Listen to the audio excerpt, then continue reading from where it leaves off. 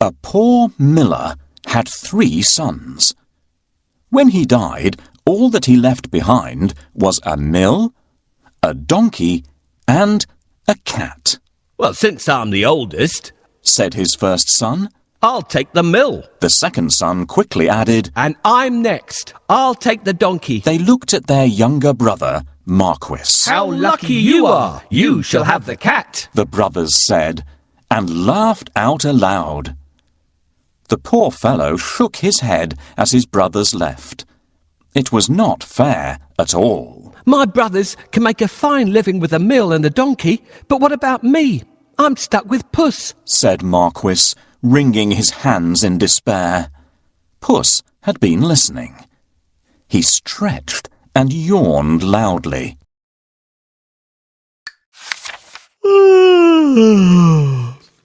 Now, you won't have to worry when I'm around. All I need is a bag and a handsome pair of boots, and I'll be able to take care of us both." "Sure you will," thought Marquis. But to be fair, he had seen Puss use many tricks to catch mice and rats. If nothing else, they wouldn't go hungry. Our father left us some property in his will. I can't help thinking that it's been divided unfairly. Do you remember what I got? My father has left me this cat. What am I supposed to do with it? You don't have to do anything with me. A talking cat? Did I really hear you speak, or am I dreaming? My dear master, please don't think that I'm useless. Just wait and see what I do, and you'll be happy that I belong to you. How can I be happy when I've only got a cat and nothing else? You will understand soon. But first, can you get me a pair of boots and a sack? Did you forget that I don't have any money? See if you can find a sack here. We'll get the cobbler to make you a pair of boots." "Thank you. That's exactly what I need. Now that we have the sack, let's go and get a pair of boots from the cobbler." "Found a sack? You're a smart fellow. Come, we'll go and see the cobbler. I'll pay him for the boots later." Yes, this is the cobbler's workshop. I can get my boots here. "This is the last pair of boots I have. Let it bring you luck." "Thank you. These boots suit me perfectly." Soon the cat was given his own pair of boots and the new bag that he had asked for. The boots fitted him perfectly, and he looked very smart. Puss packed a juicy cabbage and some bran in the bag, and slung it around his neck. He polished his whiskers and set out. Puss headed straight to a spot where there were plenty of rabbits. He had a great plan in mind. Puss opened the bag wide and hid behind a tree. Soon a rabbit came hopping by. He saw the cabbage and leapt straight into the bag. Whoosh! As quick as the wind, Puss grabbed the bag and tied it closed with a piece of string. With the rabbit in his bag, Puss walked straight over to the king's palace. He bowed low and presented him with the rabbit. "Your Majesty," said Puss in Boots in a royal voice, "this humble gift comes from my master, Lord Marquis of Carabas." This was a fancy name that Puss had chosen for his master. "What a thoughtful gift," said the king, who loved roasted rabbit. The next time, Puss managed to catch a brace of partridges and took them once again to the king. "This is wonderful. Tell your master I'm very pleased," said the king, who loved partridge stew even more. This went on for 2 months. Puss was becoming an expert at catching game, and the king was getting plumper. First, I need a bait for the rabbit. What do you think rabbits love to eat? This is exactly what we need. No rabbit can resist the smell of a fresh cabbage. Get ready. When the rabbit comes closer, catch it. Got you. Thanks for your help. I will take this rabbit to the castle and offer it to the king.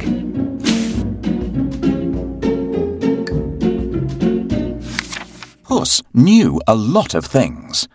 He was such a clever cat. For instance, he knew just when and where the king would be out riding in his carriage with his daughter. I think that the Marquis and I should go out for a walk today, thought Puss one sunny Saturday.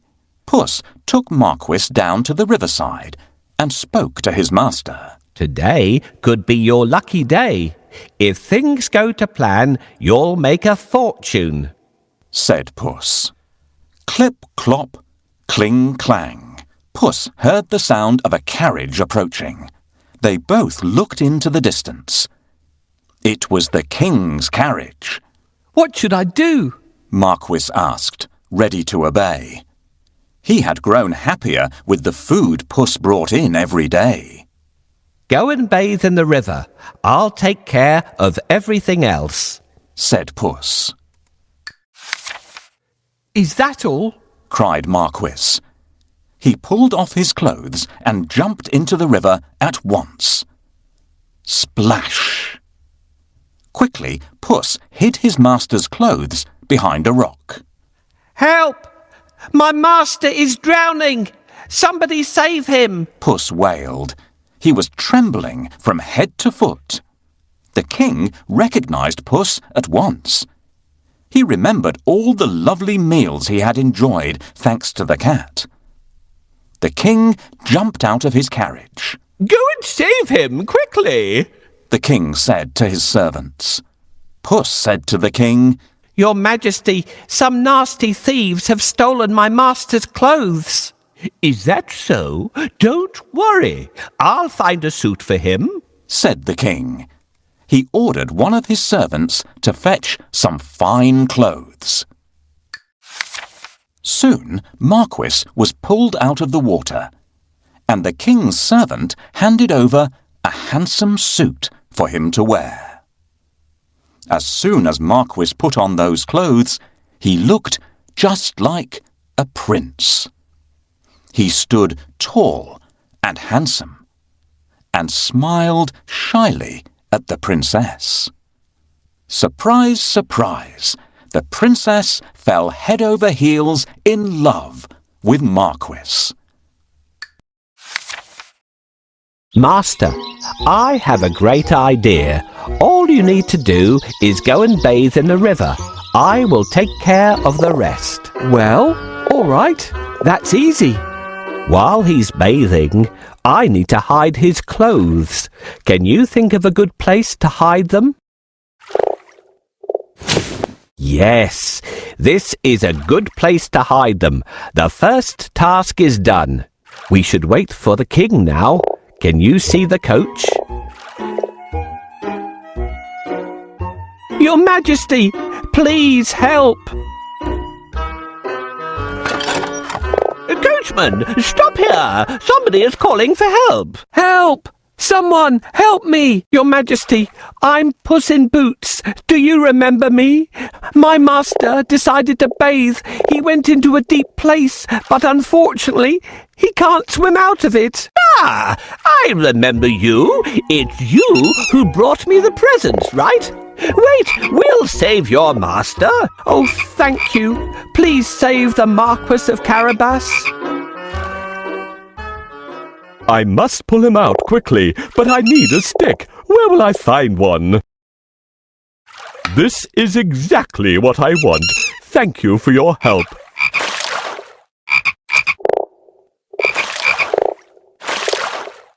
Here you are, dear Marquis of Carabas, safe on land again.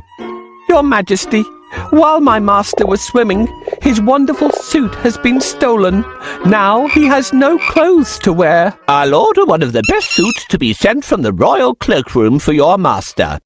Thank you for your help. How can I pay you back? We would be delighted if you could join us on our journey. What do you say? Oh, of course. My master would be pleased to accompany you. Yes, I'd love to take up your offer and get better acquainted with you and your daughter. Then take a seat and let's go. I'm pleased to meet you, dear Marquis of Carabas. Puss grinned. Things were going just as he had planned. But he had more work to do. If you will excuse me, I'll go and make suitable arrangements to receive our king at the castle. Puss said. Marquis was puzzled because he didn't live in a castle. But he kept quiet. Puss ran ahead and met some men mowing the fields. My good fellows, stop your work and listen. The king is coming this way, and you are all in grave trouble. The only way to save yourselves is to say that these fields belong to the Lord Marquis of Carabas. Puss announced. The mowers looked at Puss in surprise. They were scared. This Lord Marquis must be very powerful, they thought. They agreed to do exactly what the cat said, to save themselves. Puss went ahead and saw some men and women reaping grain in a field. My good fellows, you can reap later, but listen to me now. The king is coming this way, and he'll make mincemeat of you unless you say that these fields belong to the Lord Marquis of Carabas. Puss announced. The reapers were very puzzled, but they definitely did not want to become mincemeat. They promised to tell the king that the fields belonged to nobody but Lord Marquis of Carabas. Puss went ahead and warned everybody to tell the king that the land belonged to Lord Marquis. The people thought that it wouldn't be right to mess with Lord Marquis. They decided to do exactly what the cat asked. But Puss had still more work to do. Huff, puff. He ran all the way until he reached a huge castle. Can you guess whose castle it was? Yes. The castle and all the lands belonged to a fierce and powerful ogre. But Puss was not scared of the ogre. He knocked at the castle door. Blim, blam. 2 guards opened the door. I'd like to pay my respects to your mighty master, said Puss. The guards knew that the ogre loved anybody who admired him. So they let Puss in at once. Puss bowed low to the ogre. I have heard much about your great powers. Is it really true that you can transform yourself into any animal you wish? Asked Puss. Even a lion? Watch me, said the ogre. Right before Puss's eyes, he transformed himself into a mighty lion. He roared so fiercely that Puss sprang up the curtains in fright. The ogre laughed loudly. That's amazing, said Puss. But I bet you can't turn yourself into a small creature. That's the most difficult thing in the world. I can, said the ogre. No, it would be impossible for a mighty ogre to turn into something like, for instance, a mouse? Said Puss. Oh, really? Asked the ogre, snapping his fingers. Boom! The ogre became a tiny mouse and scurried across the room. Quick as lightning, Puss pounced on the mouse and ate it in one gulp.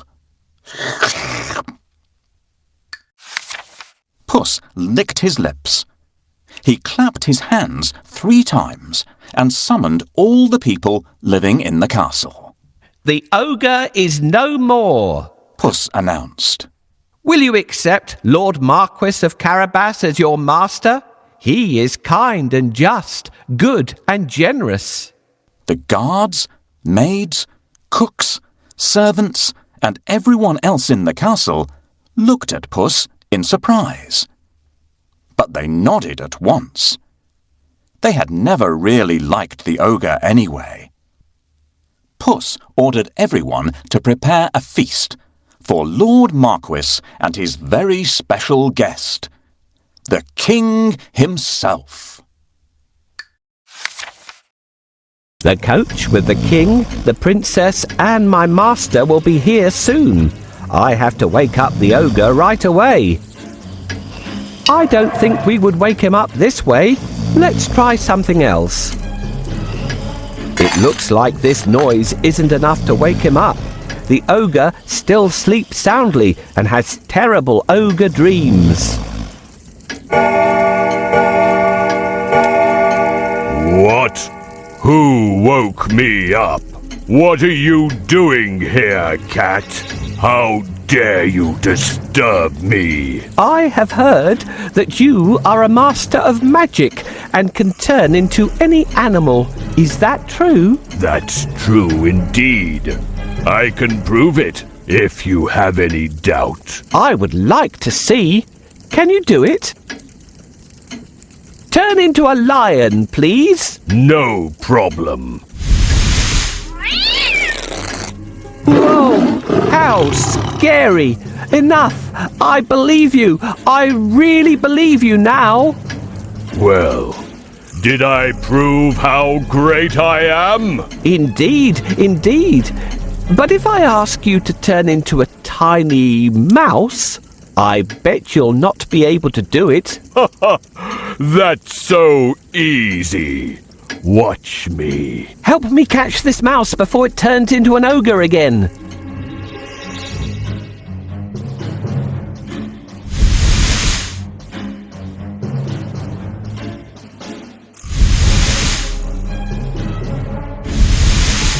I'll catch you.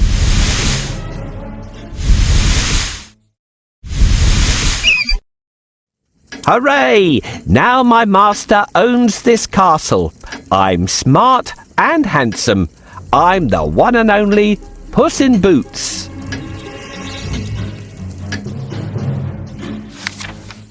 Meanwhile, the king travelled through the countryside, speaking to the people. He was very surprised to learn that almost all the land around him belonged to the young man by his side. When the king's coach finally reached the castle, Puss ran out to welcome them. Welcome to our humble abode, Puss said to the king. The king gulped. The castle was bigger and even more stunning than his own. Puss led them straight to the huge dining hall. The table groaned with the weight of roast chicken, rabbit stew, mince pies, smoked duck, and hundreds of other dishes. The king was in 7th heaven. After eating the great feast and sipping the finest wine he had ever tasted, the king said, My dear Lord Marquis, I'd be delighted if you would marry my only daughter. Marquis smiled at the princess. I will if the princess wishes to live with me, said Marquis shyly. The princess was so happy that she wanted to dance all around the castle. She blushed in delight and nodded. They married and lived happily ever after. And so did Puss, because loyal Marquis made him a lord of the castle. Puss enjoyed great feasts every day, and did not go after rats or mice any more, except now and then, when he wanted some fun. For more educational videos, tell your mom or dad to subscribe to the channel.